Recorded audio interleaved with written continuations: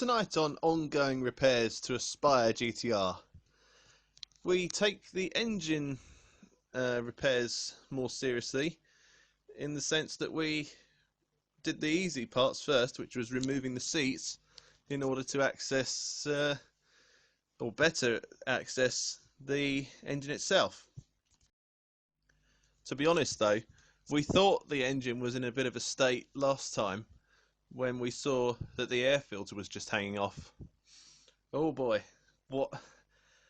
It was a case of, well, a prelude to what was to come, in short. From the moment we saw that the air filter was hanging off, we suspected that the problems that showed itself in the form of the air filter hanging off may have manifested itself further inside the engine, like for example the head gasket. But getting to that later, you'll see that we've labelled the products to do with the engine, like the HT terminals, so that we don't lose them when it comes to reassembling it at a later point.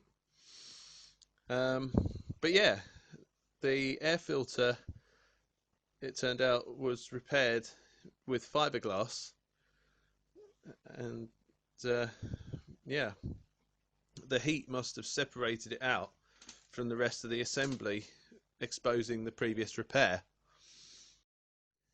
In order to access the cylinder head, we disentangled the wiring loom from the engine, the inlet manifold and the fuel injectors,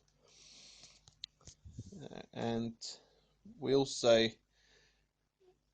set the engine to TDC, or top dead center, so that we could remove the camshafts. There are two of them in the Honda Fireblade engine, in order to remove them, to remove the cylinder head, and so that we could carry out an inspection as such on the cylinder head gasket.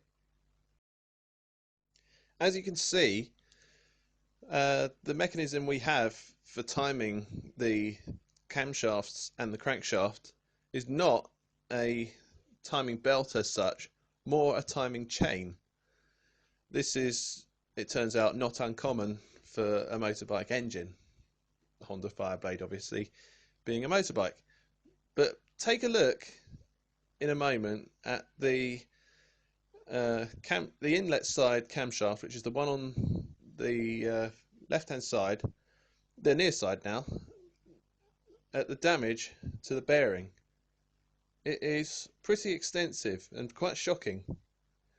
It shows that the engine has indeed, as we suspected, got too hot. I mean, just look at that, the visual damage to it. 8 of the camshaft bearings are intact, but the remaining one for number 3 cylinder is not in good state. It remains to be seen how we're going to go about the repair.